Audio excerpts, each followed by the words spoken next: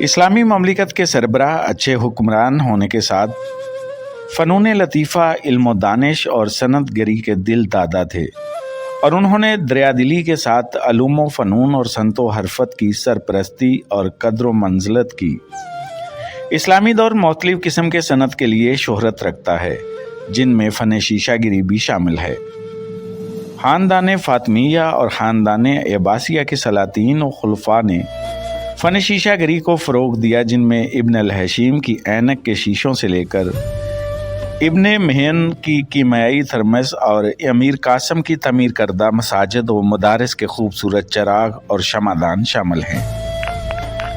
الغرض 8ویں صدی کے ابتدائی دور میں فن شیشہ گری اپنے عروج پر تھا۔ شیشے سے بنے آرائشی سامان نے سلاطین و امراء کے محلات کو سجا دیا، شہر چراغوں سے بقائے نور ہو گئے، اور علم کیمیا میں جدت نے اس فن کو نئی توانائی بخشی۔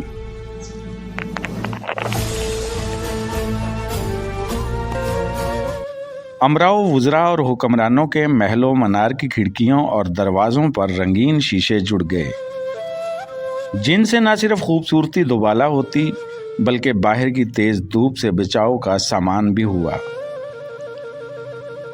اس فن کی ترقی میں مسلم اور غیر مسلم دونوں کی کاوشیں اور ذہن شامل تھے، اور شاہی سرپرستی سب کے لیے یکساں تھی۔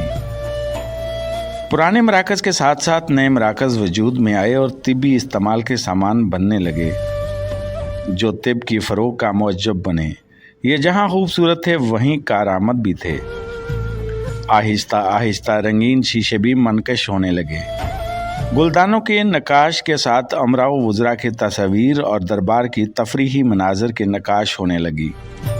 یہیں سے ٹینٹڈ گلاس یعنی رنگین شیشے کی ابتدا ہوئی، جو آج تک چلی آ رہی ہے۔ یورپی ممالک نے رنگین شیشوں کا استعمال یہیں سے سیکھا، اور ان کے رنگدار اور منقش شیشوں سے سجے کلیسا آج بھی نظر آتے ہیں۔ وقت کے ساتھ شیشے پر میناکاری، سونے چاندی کی کنداکاری، قیمتی پتھر کا جڑاؤ کا کام نظر آنے لگا۔ الغرض شیشہ مثل دلہن تھا، جس کا سنگار ہر ممکن طریقے سے کیا جانے لگا، اور مسلم دنیا کے فنکاروں نے دنیا کو اپنے فن سے انگشت بدندان کر دیا۔ فارس، مصر و شام جیسے ممالک اس فن کی جدت میں دوسری مملکتوں سے آگے تھے۔ بیلوری شیشے کی تراش و خراش انہیں ہنرمندانہ فن کی ذہنی اختراع کا نتیجہ تھی۔ پتھر افریقہ سے منگایا جاتا، لیکن اس کی تراش و خراش مصر و شام میں ہوا کرتی تھی۔ بلور کے خوبصورت گلدان، شمعدان، شراب کے پیالے، سراہیاں اس قدر خوبصورتی سے بنائی جاتی تھی کہ لوگ دنگ رہ جاتے۔ مصر کے خلیفہ العزیز کے عہد حکومت میں بیلورین پتھر کی تراش کا کام شروع ہوا تھا۔ شیشے کے برتنوں پر گل بوٹوں کی نقاشی کے علاوہ خطاطی کی کنداکاری کا بھی آغاز ہوا۔